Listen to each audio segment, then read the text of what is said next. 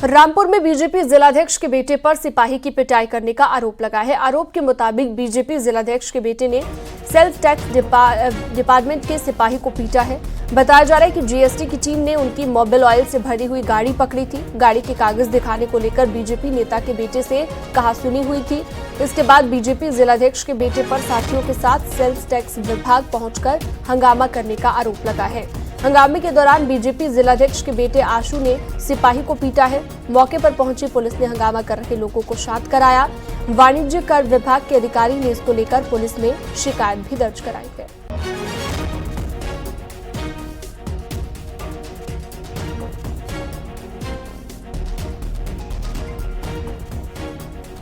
सिपाही की पिटाई करने का आरोप लगा है। जीएसटी की टीम ने मोबिल से भरी हुई गाड़ी पकड़ी थी। गाड़ी के कागज दिखाने को लेकर कहासुनी हुई है। और इसके साथ ही आपको बता दें कि सिपाही की पिटाई की गई है, ये भी बताया गया। विशाल सक्सेना जुड़ गए फोन लाइन पर ज्यादा जानकारी के साथ। विशाल, बीजेपी जिलाध्यक्ष के बेटे ने सिपाही को पीटा है, ये आरोप लगे हैं। अभी तक क्या कार्रवाई हुई है, क्या लेटेस्ट अपडेट है? कुछ महीने पहले भी बीजेपी के जो जिलाध्यक्ष है उनके बेटे पे पुलिस वालों के साथ जो था क्या कहते हैं मारपीट और उनसे बदतमीजी का आरोप लगा था। भाई अब बीजेपी नेता का जो है पेट्रोल पंप है, वो अपने पेट्रोल पंप के लिए मोबिल ऑयल कंपनी की मोबिल ऑयल जो है उसकी गाड़ी उनकी आ रही थी। तो वही पुलिस जीएसटी विभाग के जो कर्मचारी थे, अधिकारी थे, उन्होंने उसको गाड़ी को चेक किया और कागजात ना दिखाने को लेकर के उन्होंने गाड़ी पकड़ी थी। उस गाड़ी के कागजात चेक करने को लेकर के ये पूरा विवाद हुआ था, जिसके बाद बीजेपी नेता का जो बीजेपी जिलाध्यक्ष का बेटा जो है वो जीएसटी कार्यालय गया, जहां उसने जो वहां के अधिकारी कर्मचारी थे उनके साथ बदतमीजी करी। और वहीं आरोप है कि जीएसटी विभाग में तैनात एक सिपाही के साथ भी उसने मारपीट करी, जिसके बाद काफी देर तक हंगामा होता रहा। वहीं पुलिस मौके पे पहुंची है। जीएसटी विभाग के अधिकारियों ने जो है वो पुलिस को तहरीर दे दी है। जी, बहुत शुक्रिया विशाल सक्सेना इस तमाम जानकारी के लिए आपका। सिपाही की पिटाई करने का आरोप लगा और उसके बाद ये कार्रवाई की गई। नोएडा अथॉरिटी ने बकाया न देने पर सिक्का बिल्डर के 31 फ्लैट को सील कर दिया है। बताया जा रहा है कि अमिताभ कांत कमेटी की सिफारिशों पर आई नई नीति में भी ये बिल्डर शामिल नहीं हुआ था। इसके साथ ही नोएडा अथॉरिटी ने 13 बिल्डरों को प्रॉपर्टी खाली करने के लिए आखिरी नोटिस भी जारी कर दिया है। नोटिस का जवाब नहीं देने वाले बिल्डरों के खिलाफ नोएडा अथॉरिटी ने आर्थिक अपराध शाखा से जांच और कार्रवाई के लिए भी लिखा है। सिक्का बिल्डर के जिन 31 फ्लैट्स को सील किया गया है वो सेक्टर 143 में है, जिनकी कीमत करीब 51 करोड़ बताई जा रही है। तो बड़ी जानकारी इस वक्त आपको दे रहे हैं। बकाया ना चुकाने पर फ्लैट सील कर दिया गया है। तस्वीरें आप देख रहे हैं। नोएडा की एक खबर, नोएडा अथॉरिटी ने बड़ा एक्शन लिया है। 13 बिल्डरों को नोटिस भी जारी किया गया है। बकाया ना चुकाने पर फ्लैट को सील कर दिया गया।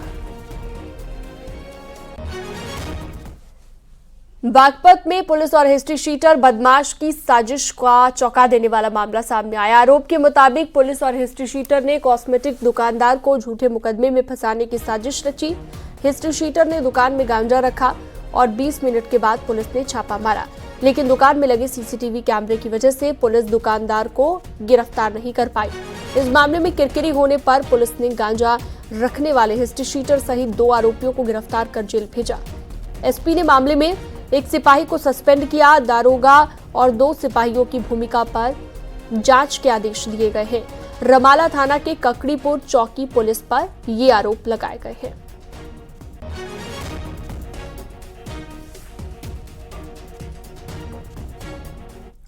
ग्रेटर नोएडा वेस्ट में बाइक सवार बदमाशों ने सब्जी खरीदने जा रही महिला की चेन लूट ली। वो तो गनीमत ये रही कि चेन स्नैचर के हाथ से चेन जमीन पर गिर गई। गैलेक्सी वेगा सोसाइटी के बाहर की ये घटना है। पूरी वारदात सीसीटीवी में रिकॉर्ड हो गई है। बिसरख थाना क्षेत्र की ये घटना बताई गई।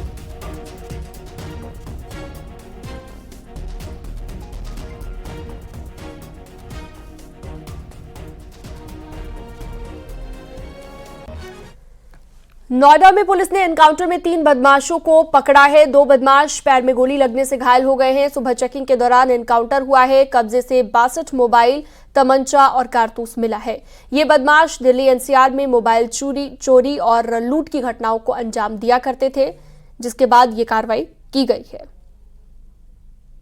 थाना फेज 2 पुलिस टीम द्वारा जब चेकिंग की जा रही थी तो उन्होंने एक बिना नंबर प्लेट की पैशन प्रो मोटरसाइकिल आती हुई देखी। वो भंगे की तरफ से आ रही थी और जब इन्होंने उसको रोकने का प्रयास किया तो ककराड़े की तरफ मोटरसाइकिल सवार मोटरसाइकिल के साथ भागने लगा और पुलिस की तरफ उसने जान से मारने की नीयत से फायर किया। पुलिस वाले बाल बाल बचे और पुलिस वालों ने जब जवाबी फायर किया तो उनमें से 2 व्यक्तियों के पैर में गोली लगी जिनका नाम संदीप और सोनू है।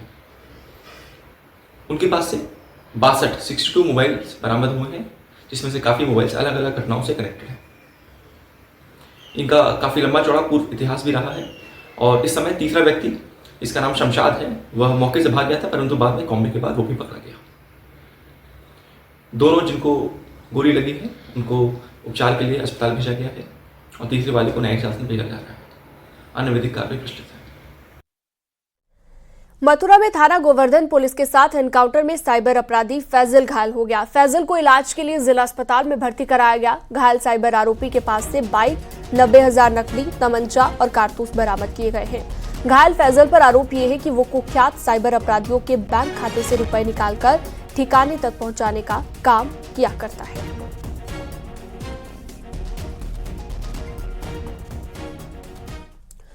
और अगली खबर हापुड़ से जुड़ी हुई है। छेड़खानी का विरोध करने पर फावड़ी से वार कर दिया गया। लड़कियों के पिता की हत्या कर दी गई। घटना सिंभावली थाना क्षेत्र की बताई गई। मंदिर जाते हुए 2 बहनों से एक आरोपी ने छेड़खानी की। लड़कियों ने अपने पिता अजयपाल को आपबीती सुनाई। अजयपाल ने आरोपी की पिटाई कर दी। बाद में आरोपी ने अपने साथियों के साथ मिलकर अजयपाल पर फावड़े से हमला कर दिया। घायल अजयपाल की इलाज के दौरान मौत हो गई। पुलिस ने केस दर्ज कर लिया है। आरोपियों को गिरफ्तार कर लिया गया है। गुल्टू में रोक कर हमने 2 लपड़ लगा दिया, मगर जो था ना गलत करा तो हमने वो कर दिया, मगर ऐसा मत ना करिए हुटिंग पुटिंग, ये गलत बात है। वो चला गया भैया चंद्रपाल के बाल का विपिन और वो है सोनू और मंगसु कुमारपाल लवकुश, ये लाठी डंडा लेकर उनके घर वाले लाठी डंडे लेकर हमारे घर में ही आके बढ़ गए। हमारे घर पे ही आकर पेल दिया। यूं ना कही क्या है अजय चला गो इतने उनसे कहने भाई उसको समझाओ यो ऐसा क्यों कर रहा हो। अजय उनके घर जितने कहने गए अजय यंगा को घूम के आया है। अब हम उनसे वारदात कर रहे हैं। उन्होंने इतने आकर को देख कर डंडा पटकाना शुरू ही कर दिया।